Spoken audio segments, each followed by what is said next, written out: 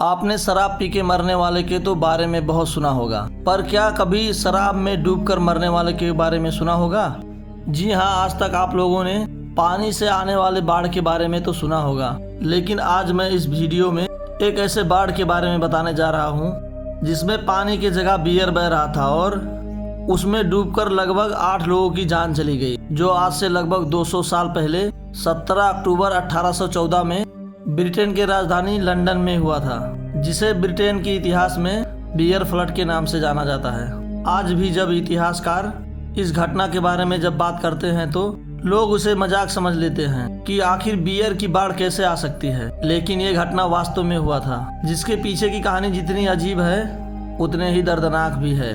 जिसकी शुरुआत होती है लंदन से, जो ब्रिटेन की राजधानी है, जो आज दुनिया के सबसे विकसित और आधुनिक शहरों में से एक है। पर यह शहर हमेशा से ऐसे नहीं था। लगभग 19वीं शताब्दी से पहले जब पूरे देश में बड़े बड़े फैक्ट्री बनाई जा रही थी, मशीनों का उपयोग और विकास तेजी से बढ़ रहा था, जिसे देख पैसा कमाने के चाह में लाखों लोग गांव छोड़ के शहर में आ रहे थे, जिससे लंदन शहर की आबादी लगातार बढ़ रही थी।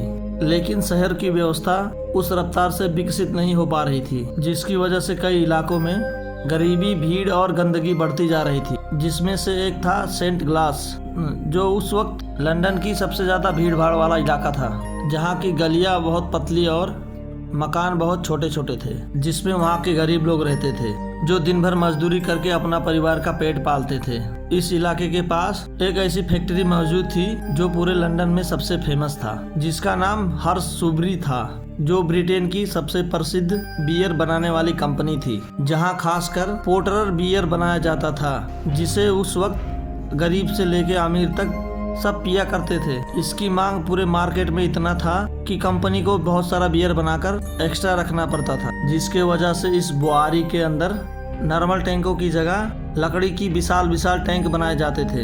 ये टैंक इतने बड़े थे जिनकी ऊंचाई लगभग 22 फीट यानी 3 मंजिला घर के बराबर होता था, जिसके भीतर हजारों लीटर बियर स्टॉक में रखा जाता था। एक टैंक में लगभग 3055 बैरल बियर रखा जाता था और ऐसे न जाने कितने टैंक उस फैक्ट्री में स्टॉक किया जाता था। लेकिन किसी को ये अंदाजा भी नहीं था कि यही विशाल टैंक कुछ समय बाद इतिहास की सबसे अजीब घटना को अंजाम देगी। 17 अक्टूबर 1814 के दिन हर्शसबरी के लिए एक सामान्य दिन की तरह ही शुरुआत हुआ था। सारे मजदूर अपने काम में ही लगे हुए थे।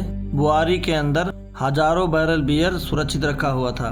दोपहर के करीब 4:30 बजे स्टोर हाउस क्लर्क जॉर्ज क्रिक अपने रोज की चेकिंग करने पहुंचे, जहां बड़े बड़े टैंक रखे हुए थे, जिसे एक के बाद एक देखने लगे, जिसमें से एक टैंक के ऊपर लगी लोहे की रिंग अपनी जगह से खिसक चुका था। ये रिंग पूरे टैंक को मजबूती से बांध के रखने का काम करता था, जिसे देखते ही जॉर्ज क्रिक ने तुरंत अपने बॉस को ये बात बता दिया। लेकिन ये समस्या कोई पहली बार की नहीं थी, ऐसा पहले भी कई बार हो चुका था, इसीलिए सबने इसे नजरअंदाज कर दिया। पर ये जो टैंक था उस समय के सबसे बड़ा टैंक था, जिसकी ऊंचाई लगभग 22 फीट की ऊंचाई थी। इसके अंदर हजारों बैरल बियर महीनों से रखी हुई थी, जिसका लगातार बढ़ता दबाव लकड़ी के टैंक पर बहुत जोर डाल रहा था। जॉर्ज क्रिक के बताने के करीब 1 घंटे की बाद तक सब कुछ नॉर्मल चल रहा था, लेकिन टैंक के अंदर दबाव बढ़ता जा रहा था। करीब शाम के 5 बजे के आसपास अचानक जोरों का धमाका हुआ। आवाज इतनी तेज थी कि आसपास के लोग चौंक गए। ऐसा लगा कि जैसे कोई बम फट गया हो, पर वास्तव में वो बुआरी के अंदर विशाल टैंक पूरी तरह फट चुका था। अंदर का सारा गर्म बियर तेजी से बाहर निकलने लगा। जो लोग वहाँ थे उन्होंने बाद में बताया कि टूटने का आवाज पूरे इलाके में सुनाई दिया था।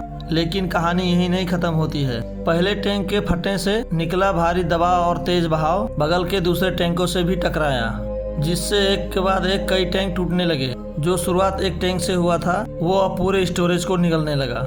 कुछ ही समय में हालात काबू से बाहर हो चुके, जिससे बुआरी की पिछली दीवार पर भारी दबाव पड़ने लगा और इसी वजह से वो दीवार भी गिर गई, जिसके बाद बुआरी के अंदर जमा लाखों टन बियर बाहर निकलने लगा और पूरे सेंट काइल्स इलाकों में फैलने लगा और आसपास के कई घरों की दीवारों को तोड़कर आगे बढ़ने लगा, जिससे पूरी घरों में बियर भरने लगा, जिसके वजह से वहाँ के लोगों को खुद को भी बचाने में मुश्किल आने लगी, क्योंकि बियर का बहाव बहुत तेज था। लोगों को संभलने का मौका भी नहीं मिल पाया।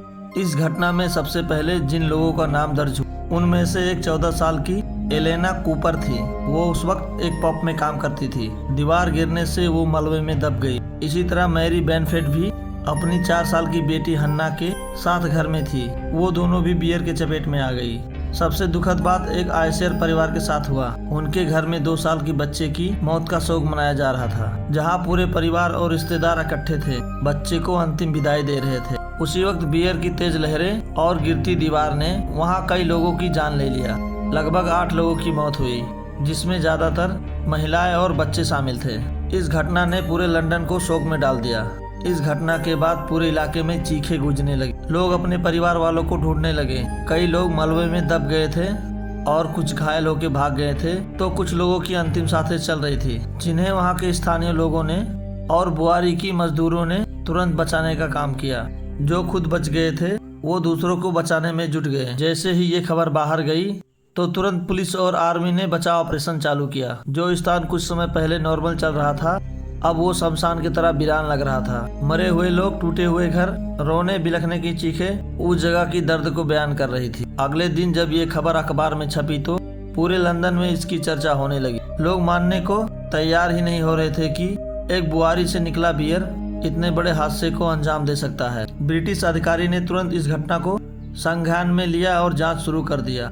पुलिस ने पूरे इलाके को बयान लिया और जज क्रिक का भी बयान लिया, क्योंकि सबसे पहले उसी ने डीलिंग देखी थी। जब मामला अदालत तक पहुंचा तो अदालत ने इसे एक्ट ऑफ गॉड मान लिया, जिससे कंपनी को करीब 23,000 पाउंड का नुकसान हुआ, जो आज के हिसाब से कई हजार करोड़ का बराबर होता है। इतना बड़ा घाटा उस समय किसी भी कंपनी को बंद होने पर मजबूर कर सकता था, लेकिन ब्रिटिश सरकार की मदद से उसे डूबने से बचा लिया गया।